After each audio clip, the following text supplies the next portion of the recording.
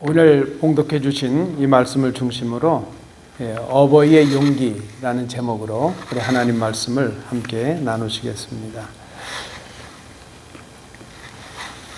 마가가 마가복음을 기록했죠. 이 마가는 5장에서 병으로 죽어가는 그 자기의 딸을 위해서 예수님 앞에 엎드려서 간청하는 회당장의 이야기를 기록합니다.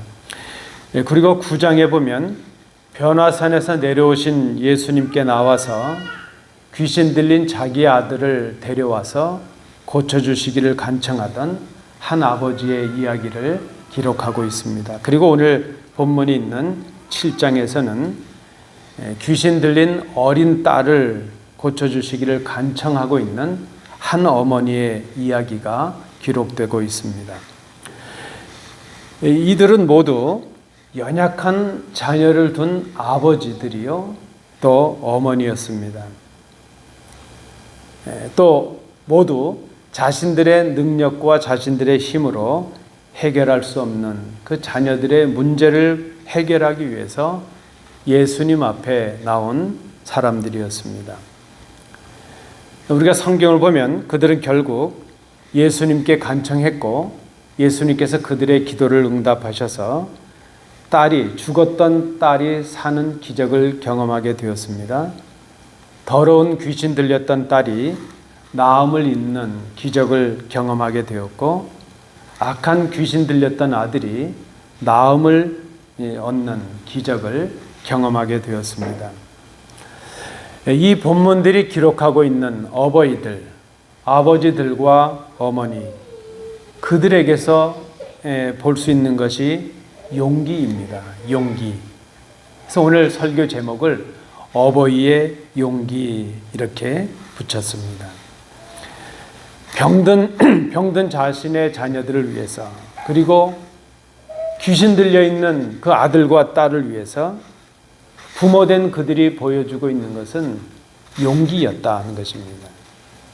그것은 자녀를 향한 사랑이었고, 또 자녀들에게 기대하고 있는 소망이었고, 동시에 그 자녀를 고쳐내고 살려내야 한다는 간절함으로 발견하게 되었던 예수님에 대한 믿음이었다, 이렇게 생각이 됩니다. 오늘 이 본문을 통해서 그 어버이들의 용기를 생각해 보고자 합니다. 그 부모들이 보여주었던 용기, 바로 오늘 설교의 제목처럼 어버이의 용기입니다. 오늘 본문을 통해서 세 가지로 제목을 정리해 보았습니다. 그들에게서 발견할 수 있는 용기의 첫 번째는 그 자녀들의 연약함으로 인해서 낙심하지 않는 용기였다는 겁니다. 소망의 용기입니다. 본문에 나타나는 수로보니게 여인의 어린 딸이 더러운 귀신에 들렸습니다. 마태복음 15장 22절 말씀해 보니까 흉악하게 귀신이 들렸다, 이렇게 말합니다. 다른 쉬운 번역들은 마귀에 잡혔다 혹은 악령에 잡혔다, 이렇게 말합니다. 마귀에 사로잡혔다는 겁니다. 지금 이 여인의 딸이 악한 영에 잡혀서 육체적인 압박과 두려움 속에서 살아갑니다. 마가복음 5장의 이 회당장의 딸도 중한 질병에 걸려 있어서 지금 그 질병으로 죽어가고 있습니다. 마가복음 9장에 나타나는 이 한 아버지의 아들, 귀신에 잡혀서 우리가 소위 말하는, 짐작할 수 있는 간질의 질병으로 죽어가고 있습니다.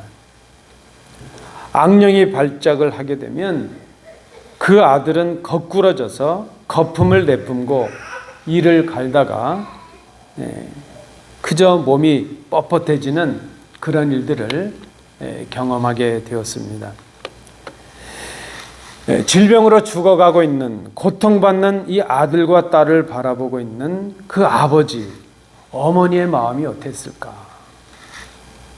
여러분, 우리가 가히 짐작하고도 너무 믿지 않습니까? 그 치명적인 질병을, 그 고통을 겪고 있는 그 자녀를 바라보는 부모의 고통이 그 자녀가 당하는 고통보다 훨씬 더 크지 않습니까?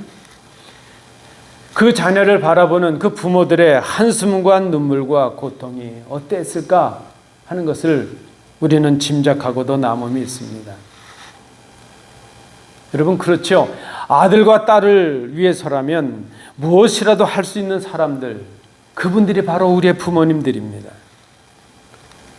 이 병든 자녀들을 고치기 위해서 아버지와 어머니는 얼마나 많은 수고를 했을까요? 그들이 가지고 있는 얼마나 많은 물질을 허비했을까요? 아마 용하다는 의사든 다 찾아봤을 것이고, 몸에 약이 되고 좋다는 것은 자신들의 힘과 능력이 되는 대로 다 찾아서 자녀들에게 먹이려고 하지 않았을까요? 이들 아버지와 어머니에게서 발견하는 것은 끝까지 포기하지 않는 용기요, 낙심하지 않는 용기였습니다. 비록 지금 자신의 딸이 질병으로 지금 죽어가고 있고, 비록 어린 딸이 악한 귀신에 사로잡혀서 고통을 당하고 있고, 귀신에 사로잡힌 아들이 거품을 내뿜고 쓰러지는 그런 고통 속에 있지만, 이 아버지들과 어머니는 포기하지 않고 있습니다. 그들은 장차 자신들의 자녀가 고침을 받고 나음을 받은 그 모습을 꿈꾸고 소망을 합니다. 이 모습, 우리의 부모님들이 자녀된 우리들에게 보여주었던 그 모습이 아니겠습니까? 하나님은 당신의 사랑을 거역하고 마귀의 종이 되어서 죽어가던 우리를 포기하지 않으신 우리의 아버지이십니다. 집 나간 아들을 행여나 돌아올까? 그저 저녁 때가 되면 집 밖에 나와서 그 돌아간 아들의 그 길을 돌아보면서 아들을 기다리셨던 그 아버지처럼 하나님은 날마다 우리를 기다리시는 우리의 아버지이십니다. 비록 우리가 죽을 병에 걸리고 귀신에 들려있다 할지라도, 비록 우리가 치명적인 죄인들이 되어서 더러운 사람들이 되었다 할지라도, 하나님은 우리의 연약한 모습을 인하여 낙심하지 않으시고 포기하지 않으십니다. 우리의 아버지이시기 때문입니다. 장차 우리가 회복이 되어서 하나님의 영광에 이르게 된 우리의 모습을 꿈꾸고 기대하시면서 소망하시면서 오늘의 우리의 연약함을 참아주십니다. 이사야 49장 15절 말씀입니다. 여인이 어찌 그 젖 먹는 자식을 잊겠으며 자기 태선한 아들을 궁휼히 여기지 않겠느냐. 그러나 그런 어머니들이 없지만, 그러나 혹시 이 땅의 어머니들이 자신이 낳은 아들을, 자녀를 잊을지라도 하나님, 나는 너희를 잊지 아니할 것이라. 하나님의 말씀입니다. 어버이들은 자녀의 연약함으로 인하여 포기하지 않습니다. 자녀들의 고통과 아픔을 인하여 더 고통할지라도 그 연약함을 인하여 낙심하지 않습니다. 기억하십시오. 하나님은 우리를 포기하지 않으십니다. 지금 우리의 모습이 어떠하든지 우리를 포기하지 않으십니다. 우리 때문에 낙심하지 않으십니다. 우리의 아버지이시기 때문입니다. 그것이 오늘 본문에서 발견하는 자녀를 바라보는 어머니의, 아버지의 소망의 용기라 생각을 합니다. 자녀의 연약함으로 인하여 어버이는 낙심하지 않습니다. 소망의 용기를 가집니다. 두 번째, 우리가 발견하는 어버이의 용기의 모습, 진정한 문제 해결자를 찾는 용기라 그랬습니다. 믿음의 용기입니다. 자, 병들고 연약한 이 딸을 인해서 낙심하지 아니하고 포기하지 아니했던 이 이방 여인, 수로보니게 여인은 어떻게 하든지 딸을 고칠 기회를 찾고 또 찾습니다. 그러던 중에 그 여인은 예수에 관한 소문을 듣게 되었습니다. 이 여인이 들었던 그 예수에 관한 소문이 무엇이었을까? 성경에서 구체적으로 나와 있지는 않습니다. 그러나 우리가 누가복음 6장 17절 말씀에 보니까 이런 말씀이 기록됩니다. 예수께서 그들과 함께 내려오사 평지에 서시니 그 제자의 많은 무리와 예수의 말씀도 듣고 병 고침을 받으려고 유대 사방과 예루살렘과 두로와 시돈의 해안으로부터 온 많은 백성들도 있더라. 이 말씀은 예수님께서 갈릴리를 중심으로, 가버나움을 중심으로 사역하시고 말씀을 전하시던 그 모습을 기록하고 있습니다. 갈릴리에서 말씀을 전하시고 많은 병자들을 고치시던 그 예수님을 직접 목격한 사람들이 있었습니다. 그들이 이제 자신들의 고향으로 돌아가서 그 예수님의 소식을 전했을 것입니다. 그 사람들 중에 보니까 두로의 사람들도 있고 시돈의 사람들도 있습니다. 이 두로라는 곳은 이제 갈릴리 가버나움에서 북서쪽으로, 해안 쪽으로 한 60km 정도 떨어진 곳에 있습니다. 해안 도시입니다. 이 여인이 지금 바로 두로라는 곳에 있는 여인입니다. 아마 이 여인도 그 전해주는 그 사람들을 통해서 예수라는 사람이 병든 사람들을 고치고 많은 능력을 행하고 있다 하는 그 소식을 듣게 되었을 것입니다. 그리고 그 여인은 들은 그 소식을 기억하고 예수님께서 자신 있는 곳으로 지나게 되실 때에 그 기회를 놓치지 않았습니다. 오늘 본문 24절은 그렇게 시작을 합니다. 예수께서 일어나서 거기를 떠나, 이 갈릴리 지역을 떠나 두로 지방으로 가서 한 집에 들어가 그럽니다. 예수님께서 두로라는 지역으로 가셔서 이제 이름이 밝혀지지 않은 한 사람의 집에 들어가셨습니다. 계속해서 많은 무리가 예수님을 따라옵니다.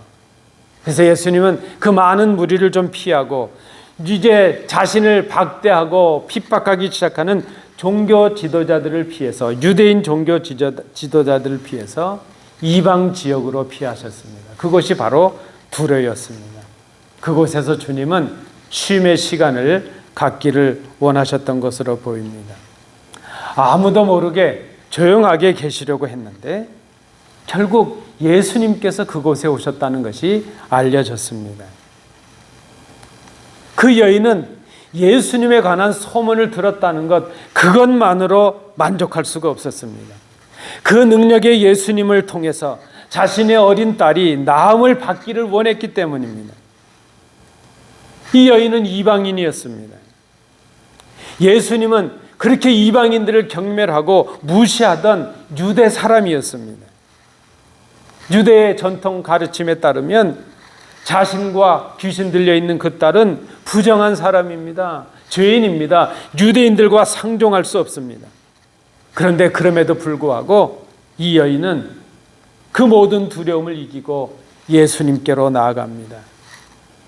자신의 딸이 고침을 받아야 되겠다는 그것, 그리고 예수님만이 자신의 딸을 고쳐주실 수 있다는 바로 그 믿음 때문이었다는 것입니다. 그 여인은 그 생각 하나로 예수님을 찾아왔고 그 발 아래 엎드립니다.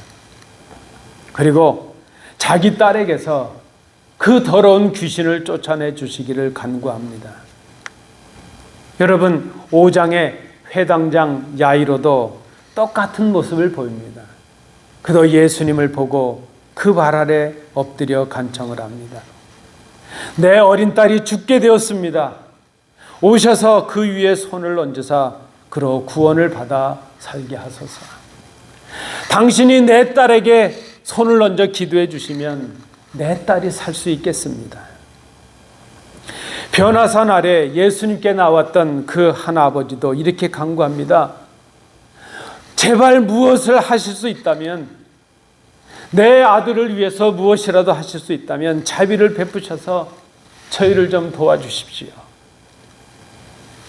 이 어버이들, 이 아버지와 어머니, 그들이 보여주는 것은 문제의 해결자 되시는 예수님을 찾는 용기였습니다. 여러분, 예수님께로 나오는 것이 용기입니다. 하나님께서 예수님을 우리의 문제 해결자로 보내셨습니다.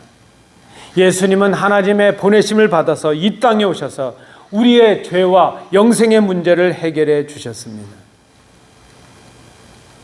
문제의 해결은 문제 해결자이신 예수님을 소문으로 듣는 것, 그것으로 얻어지지 않습니다. 예수님에 관해서 아는 것, 그것으로 우리의 문제가 해결되지 않습니다. 주님도 말씀하십니다. 요한복음 14장 13절 14절 말씀입니다. 너희가 내 이름으로 무엇을 구하든지 내가 행하리니 이는 아버지로 하여금 아들로 말미암아 영광을 받으시게 하려 함이라. 내 이름으로 무엇이든지 내게 구하면 내가 행하리라. 여러분, 얼마나 많이 예수님에 관하여 알고 있는가? 그건 물론 중요하지만 그것보다 더 중요한 것은 예수님 앞에 나오는 것입니다. 우리가 예수님에 관하여 성경에 많은 지식을 갖는 것 중요하지만 더 중요한 것은 예수님 앞에 나와서 우리의 삶의 문제를 정직하게, 우리의 구체적인 문제를 정직하게 아뢰고 간구하는 것입니다. 이것은 우리로 하여금 믿음을 필요로 하는 것을 말합니다. 예수님이 문제의 해결자 되신다는 것을 믿는 믿음으로 가능하다는 것입니다. 오늘 본문에서 발견하는 이 어버이들에서 발견하는 용기 두 번째입니다. 믿음의 용기였다는 겁니다. 우리의 문제를 해결하시는 오직 예수님께 나와서 그분께 간구할 수 있는 믿음의 용기, 이 용기를 우리가 발견합니다. 마지막 세 번째입니다. 오늘 본문에서 발견하는 용기는 부끄러움을 참는 용기였다. 저는 이것을 사랑의 용기라 제목을 붙입니다. 말씀드린 대로 수로보니게 여인이 예수님께 나와 간청한다는 것 쉬운 일이 아니었습니다. 이방 여인이 유대인들에게 나온다는 것 쉽지 않습니다. 이방 여인이 자신들을 경멸하고 죄인으로 정죄하고 있었던 유대인 한 남자에게 나왔습니다. 그저 결단하고 어렵게 걸음을 떼고 나와서 간청을 했습니다. 그런데 그 여인이 들은 예수님께서 하신 첫 말씀은 그가 기대했던 것과 전혀 다른 것이었습니다. 가난한 사람들, 병든 사람들에게 친구가 되어주시고 그들을 고쳐주셨다는 그가 들었던 소문과는 전혀 다른 것이었습니다. 내 자녀들을 먼저 배불리 먹여야 한다. 자녀들이 먹는 빵을 강아지들에게 던져주는 것은 옳은 일이 아니다. 마땅치 않다. 여러분, 한마디로 유대인은 하나님의 자녀요, 이방 여인 당신은 개라, 그렇게 말씀하는 것이죠. 사람도 아니라는 겁니다. 이것은 당시의 유대인들의 생각을 그대로 담은 표현입니다. 여러분, 지금도 그렇지 않습니까? 이 시대에도 우리를 동물에 비유하는 것은 아주 심한 욕설 아닙니까? 뭐 개와 같다는 표현, 개만도 못하다는 표현은 심한 욕설 중에 욕설 아니겠습니까? 더군다나 여러분, 그렇지요. 어려운 처지에 있게 되면 있게 될수록 상처가 깊어지지 않겠습니까? 이 여인이 그 병든 딸로 인해서 얼마나 많은 상처가 있겠습니까? 얼마나 깊은 상처 속에서 살아왔겠습니까? 어찌 사람으로서 이런 모욕을 참을 수 있을까요? 더군다나 자신이 기대하고 들었던 예수님과는 전혀 다른 그 모습, 그 말씀을 들었을 때에 이 여인이 어찌 그것을 감당할 수 있었겠습니까? 그런데 여인은 이 모든 수모와 부끄러움을 참아냅니다. 이 여인이 단순한 여인이 아니라 어머니였기 때문입니다. 자신의 병든 딸을 고치기 위해서 이 어머니가 그 모욕과 부끄러움을 참습니다. 마가복음 5장에 유대인의 회당장 이 야이로가 예수라는 청년 앞에 엎드리는 것이 쉬웠겠습니까? 그가 유대인이 경멸하고 유대인이 반대했던 그 청년 예수 앞에 엎드리는 그 일로 인해서 회당장 그가 당할 불이익과 정죄함이 얼마나 컸겠습니까? 자신이 빼앗길 것이 얼마나 많았겠습니까? 그러나 그는 자신의 신분과 지위와 그 모든 자존심을 내려놓고 예수님 앞에 엎드려 간청을 합니다. 자신이 당하는 모든 부끄러움을 참아냅니다. 이유가 있다면 딱 한 가지입니다. 지금 깊은 병으로 죽어가고 있는 그 딸을 살리기 위해서 이 아버지가 못할 일이 없습니다. 변화산 아래에서 그 아버지, 예수님을 만났던 그 아버지, 그도 도움을 청한 예수님께로부터 한 말씀을 듣습니다. 할 수만 있다면이 무슨 말이냐. 이 말씀은 그저 그 아버지의 어리석음을 그저 탓하는 말씀 같기도 하고 꾸짖는 말씀 같기도 합니다. 그러나 그 아버지도 자신의 부끄러움과 모멸감을 전혀 개의치 않습니다. 예수님을 통해서 고침받아야 될 그 아들을 향한 사랑이 자신이 당하고 있는 그 부끄러움보다 훨씬 더 크기 때문입니다. 주님이 말씀하시는 것이 다 우리의 생각에 맞고 성경에 명령하는 주님의 명령이 다 우리의 생각과 일치하겠습니까? 여러분, 우리가 말씀대로 살아간다는 것 쉽지가 않습니다. 제가 목사이지만 교육자로서 성도들을 권면하고 여러분들을 이제 말씀으로 전할 때에 그 말씀이 다 여러분 마음속에 기쁘게 들리겠습니까? 여러분의 마음과 이치에 다 합당하겠습니까? 때로는 이해할 수 없는 말씀도 있고 마음에 들지 않는 말씀도 있습니다. 그 말씀을 지키는 것이 내 자존심이 상하기도 하고 어떤 때는 내 속에서 말씀을 들었는데 분노가 일어날 때도 있지 않습니까? 예수님을 믿는다는 것 때문에 모멸감을 느끼기도 하고 손해를 볼 때도 있고 불이익을 당하기도 하고 부끄러움을 당하기도 하지 않습니까? 여러분, 무엇이 믿음일까요? 어떤 말씀이, 어떤 주님의 말씀이 우리에게 주어진다 할지라도 그 말씀 때문에 당하는 자신의 모멸감과 부끄러움과 그 모든 고통을 참아낼 수 있는 용기, 그것이 믿음이 아니겠습니까? 여러분, 무엇이 사랑일까요? 내가 사랑하는 그 사람을 위해서 어떤 부끄러움을 당하고 어떤 무시를 당한다 할지라도 그 모든 것들을 그를 위하여 참아낼 수 있는 용기, 바로 그것이 사랑이 아니겠습니까?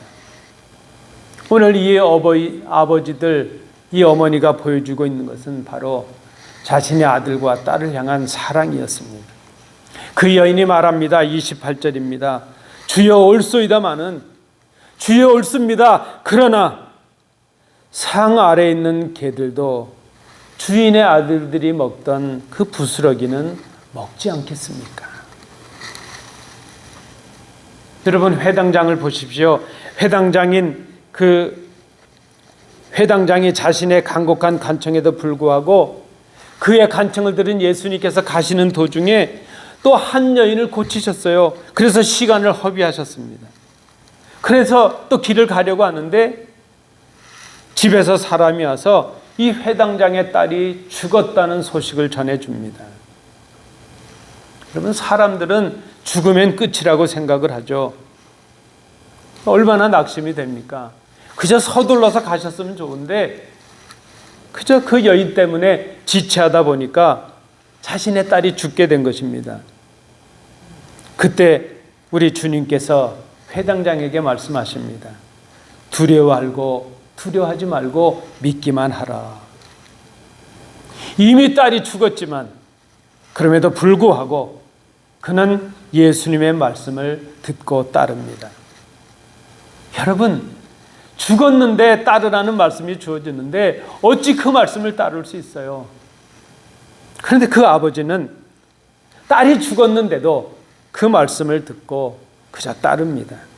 변화산 아래에 있었던 그 아버지도 자신을 꾸중하시는 예수님께 다시 간청을 합니다. 내가 믿나이다. 나의 믿음 없는 것을 도와주소서.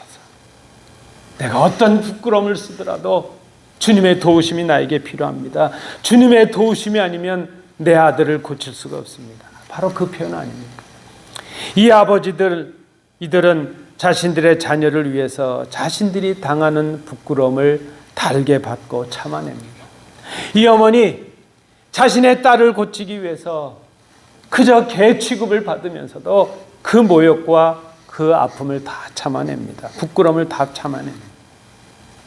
자녀들을 위해서 희생하는 용기, 우리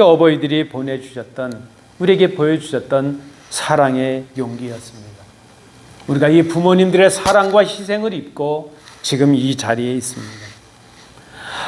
하나님은 죄인된 우리를 위해서 당신의 아들을 십자가에 달리게 하시는 부끄러움을 참으셨습니다.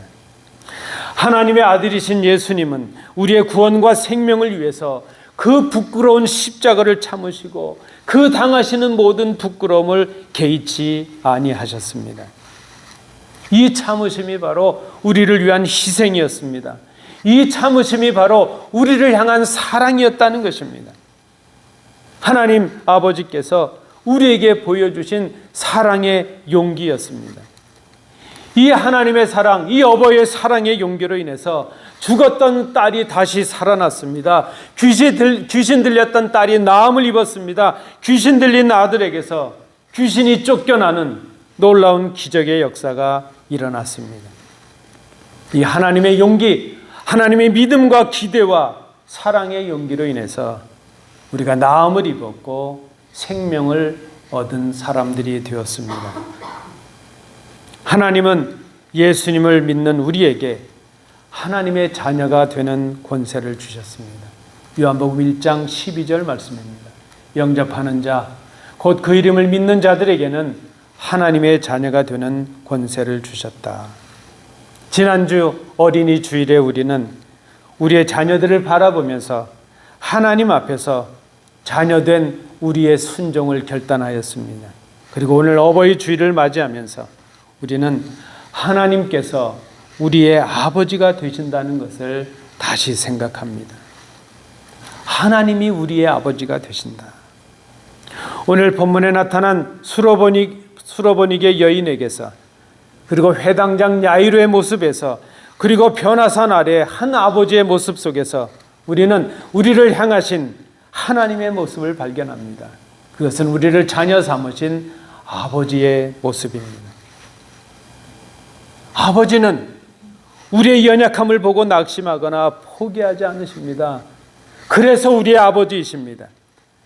우리가 해결할 수 없는 그 문제를 해결하기 위해서 문제의 해결자를 보내시는 우리의 아버지, 바로 그 아버지이십니다. 그리고 우리를 위해서 우리가 담당해야 될 그 모든 부끄러움을 대신 받으시고 참으시는 우리의 아버지의 모습입니다. 우리를 향한 어버이의 믿음이요, 소망이요, 사랑입니다. 그것이 오늘 본문에 나타난 어버이, 아버지의 용기라는 것입니다. 사랑하는 성도 여러분, 오늘 어버이 주일입니다. 이 주일 아침에 하나님께서 이런 아버지시라는 것을 기억하십시다. 우리를 포기하지 않으시고 우리에게 소망을 두시고 기대하시고 우리를 위하여 희생하시는 분이라는 것을 기억하십시다. 그리고 우리도 기꺼이 이 사랑을 본받아 우리 자녀들 앞에서 이런 부모가 되기를 결단할 수 있기를 원합니다. 어버이의 용기, 이 용기를 배우고 실천하시는 복된 주의 자녀들 되시기를 축복합니다. 기도하겠습니다.